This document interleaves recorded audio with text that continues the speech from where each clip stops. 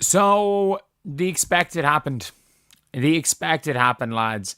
And in a shock to absolutely nobody, Caitlin Clark is out. Caitlin Clark just dropped a bombshell that has WNBA fans in a frenzy. She announced she was ready to play against the Minnesota Lynx, but at the last moment, boom, she was ruled out. The internet is in complete chaos. With $500,000 on the line, the Fever's star player is suddenly nowhere to be found. What do you think is really behind Caitlin Clark's mysterious absence? Here with you guys today, Caitlin Clark officially ruled out for tonight's game against the Minnesota Lynx, the final of the Commissioner's Cup.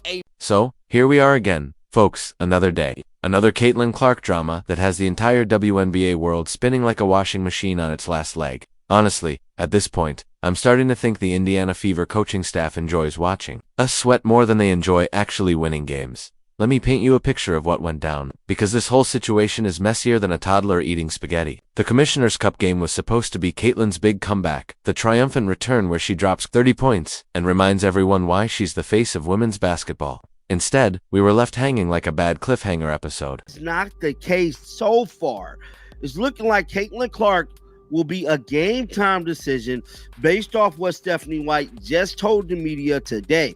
Now, Coach Stephanie White decides to toy with our emotions by labeling Clark a game-time decision. A game-time decision. Really, that's like saying you might show up to your own wedding. Either you're there or you're not. Don't keep us all in suspense until the very last second. It's almost as if they enjoy watching grown adults refresh Twitter every 5 seconds, desperately hoping for an update. We'll see what happens as we go through shoot around. And again, I think the most important thing for us is big picture. No sense in rushing anything. So we'll get her evaluated by the training staff. The groin injury excuse is getting old faster than a carton of milk left out in the sun. Sure, injuries happen, and player safety should always come first. But when you're practicing one day and mysteriously vanish the next, people are bound to start asking questions. And when $500,000 is on the line, those questions only get louder and a lot more persistent. The Fever is this team, a group that has not experienced any type of championship over the last 10 years, tries to set the tone here with a win tonight. But it's going to be difficult as Caitlin Clark, who did not participate in the shoot-around and stretching portions that were open to the media. She's dealing with a groin injury. She dealt previously with a quad strain. All indications is that she will not be available. What makes this whole situation even more ridiculous is the media circus that unfolded around it. Interesting first third of the season for your Indiana Fever. They're sitting at 8-8 right now, right at 500. Injuries have reared its ugly head, of course, with Caitlin Clark. Players coming to and from the team. Tawana Bonner no longer on the team. It's been anything but smooth sailing here to start this season. But this team is staying together, keeping the main thing, and next on the docket, a date with the Minnesota Lynx, best record in the league for the Commissioner's Cup final on Tuesday. So here we are again, folks, in a day. Another Caitlin Clark drama, sending the entire WNBA world spinning like a washing machine on its last leg. Honestly, at this point, I'm starting to think the Indiana Fever coaching staff enjoys watching us sweat more than they enjoy winning games. Let me paint you a picture of what went down, because this whole situation is messier than a toddler eating spaghetti. The Commissioner's Cup game was supposed to be Caitlin's big comeback, the triumphant return where she drops 30 points and reminds everyone why she's the face of women's basketball. Instead, we were left hanging like a bad cliffhanger. Episode coach Stephanie White decided to play games with our emotions by calling Clark a game-time decision. Really? That's like saying you might show up to your own wedding. Either you're there or you're not. But don't keep us guessing until the very last second. It's almost like they enjoy watching grown adults refresh Twitter every 5 seconds, hoping for updates. The groin injury excuse? It's getting old faster than milk left out in the sun. Sure, injuries happen, and player safety should always come first. But when you're practicing one day and mysteriously vanish the next, people start asking questions. And when there's $500,000 on the line, those questions only get louder and more persistent. What makes this whole situation even more ridiculous is how the media circus unfolded. 1 minute, we're hearing Clark looked great at practice. The next, she's not even on the court for shoot-around. It's like watching a magic trick, except the magician forgot to bring the rabbit, and we're all just staring at an empty hat. Ben Pickman, bless his heartus, up in Minnesota, doing the Lord's work, actually reporting what he sees. His photos show the Fever going through their paces at Target Center, and guess who's conspicuously absent? That's right, our girl Caitlin. Not even a shadow of her presence. It's like she vanished into thin air. Naturally, the conspiracy theories are flying faster than Clark's 3-point. Some fans think this is all strategic, keeping the Lynx guessing. Others believe there's more to the injury than meets the eye. Then there are the pessimists who think Clark is just being overly cautious with a minor issue.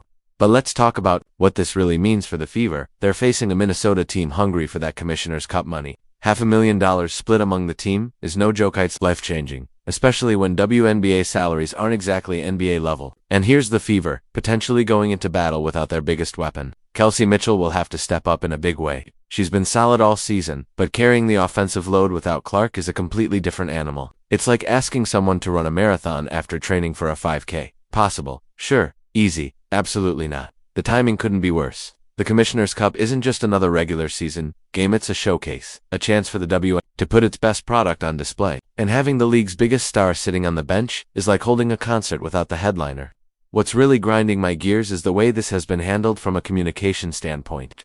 Fans deserve better than cryptic updates and vague game time decisions. We're not asking for a full medical report, just a little transparency. Instead, we get treated like mushrooms, kept in the dark and fed garbage. The social media reaction predictably chaotic. Twitter is melting down faster than ice cream in July. Fans are demanding answers, preaching patience, or cracking jokes. It's like watching a digital soap opera unfold in real time. Some people argue that this game doesn't matter, that Clark should rest up and avoid risking further injury. Those people either don't understand what $500,000 means to these players, sir. They're lying to themselves. This isn't monopoly money. This is serious cash that could set athletes up for months. You know, the competitive side of Clark is fuming right now. This is someone who thrives on big moments, who lives for games like this. Being forced to watch from the sidelines while their teammates battle for a trophy and serious money has to feel like torture. It's like being invited to a party, but forced to stand outside and watch through the window. Minnesota has to be loving this situation. They're preparing for the Fever without knowing if they'll face their biggest threat. It's psychological warfare at its finest. And if Clark doesn't play, all that Lynx prep work goes out the window. The injury itself raises big questions about the Fever's medical staff and training protocols. How does a player go from practicing normally to being ruled out overnight? Either the original assessment was wrong, or something happened between then and now, and neither option is reassuring.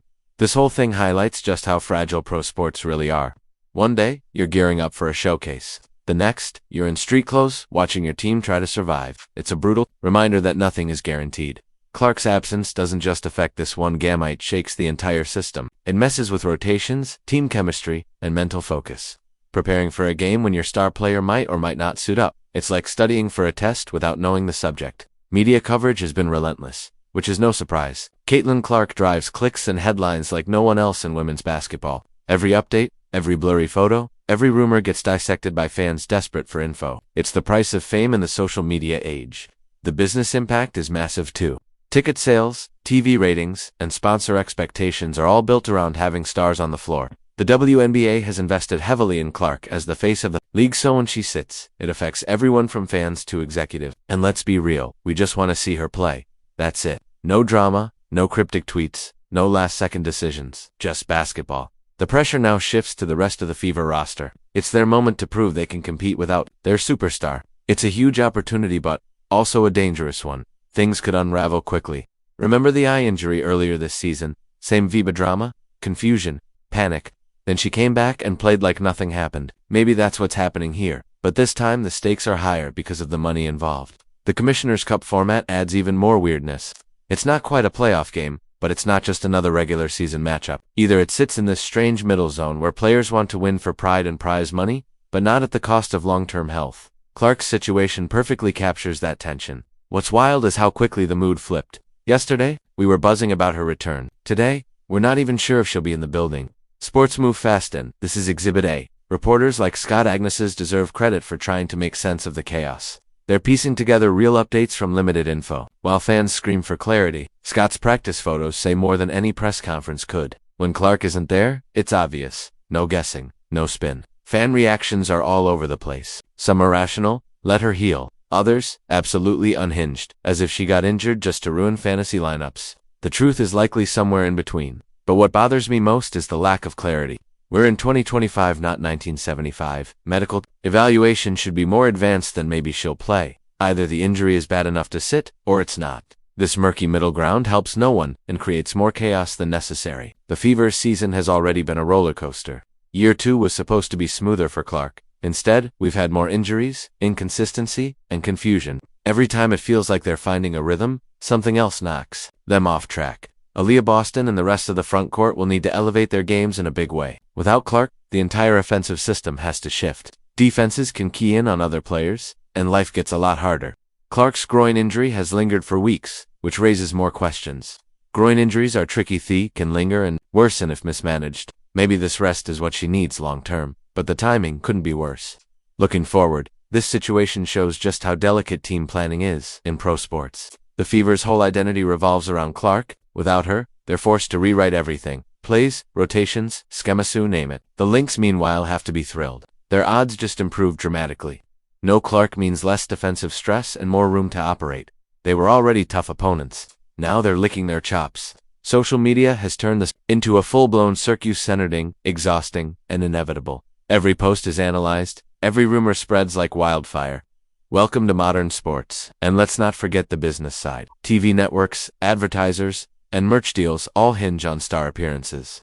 Clark sitting out hurts more than just the Fever. It hits the league's bottom line. At the end of the day, player health has to come first, even if it's inconvenient for fans, teams, and TV execs. If Clark needs more time, so be it. But the communication needs serious work. This guessing game benefits no one. The Caitlin Clark situation is peak WNBA drama. Whether she plays or not, the Fever are in a tough spot with $500,000 on the line. What's your take on all this? Drop your thoughts in the comments, and if you want more WNBA coverage, smash that like button and hit subscribe.